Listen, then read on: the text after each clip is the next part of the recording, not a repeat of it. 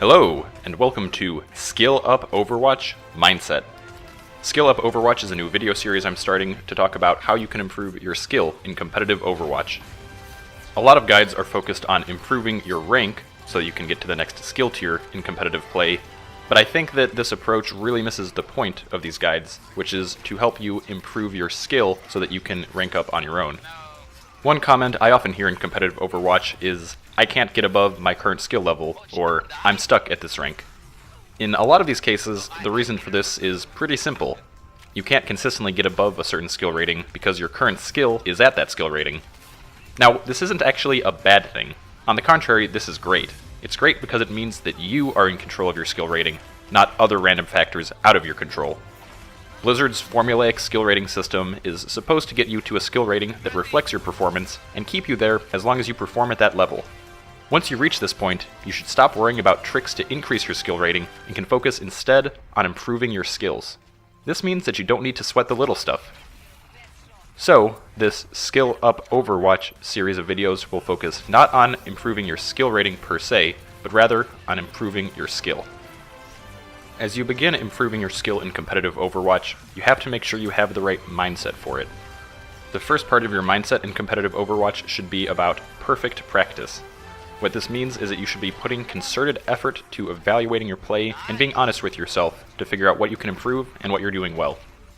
A lot of people say that practice makes perfect. However, this isn't always the case. If you keep practicing the same mistakes over and over again, then you're not going to be correcting your mistakes, but reinforcing them. So you shouldn't just assume that playing a lot of Overwatch is going to make you better at Overwatch. Make no mistake, you need to play in order to practice, but playing itself is not enough. You need to put effort into improving and to think about your play. One example I can offer is my time with Battlefield 4. I was playing this game just casually for a couple years, and after the first couple months, not really improving in skill at it. This was fine since I was just playing it to relax and didn't really want to get better, but at one point I decided I should figure out what I was doing wrong and try and get better to see if I could improve my normal play. When I actually took a step back, just for a day, and looked at what I was doing in a match, I realized I was rushing in and dying way too often. So I made an effort to try and stay alive in the game and see if that improved, and within just a couple weeks I was consistently playing a lot better than I was before, simply because I hadn't actually tried to evaluate myself and improve before. Of course, the same thing is very much true in Overwatch. Recognize and admit when you make a mistake, at least to yourself. Don't blame your teammates, even if they did make a mistake. Praise yourself for good plays and for making the right calls.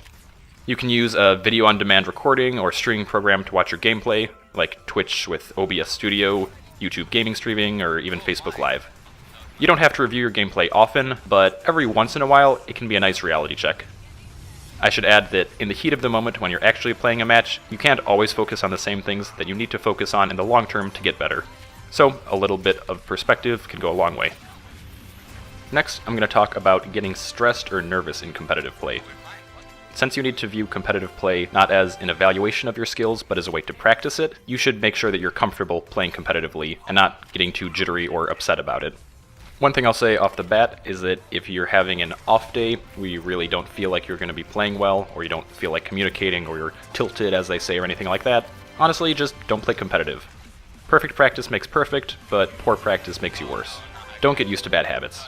I always recommend 1 or 2 quick play warm-up games before a competitive match, and you should use this time to see how well you're playing before deciding to play competitive. Also, if you're already playing competitive, but you think you're getting worse, maybe because you're angry or nervous, or maybe just tired, do yourself a favor and take a break. Don't be addicted and play just because. I usually limit myself to maybe 2 losses before taking a break, and I tend to try to quit while I'm ahead. Once you're ready to play a competitive match, don't get stressed about it. If you lose a competitive match, don't get too upset. Since your skill rating will ultimately reflect your actual skill, don't sweat individual losses. When you're matched up against players at your skill level, you're going to win as many matches as you lose. If you lose a match, then you'll be playing against less skilled opponents, and will have an easier time winning a match. This brings me to my last point for this video. In order to get better at competitive play, you need to play competitive. I realized a few weeks ago that I only had 10 hours of competitive play over the first 2 months of that season. The reason wasn't that I didn't play a lot of Overwatch.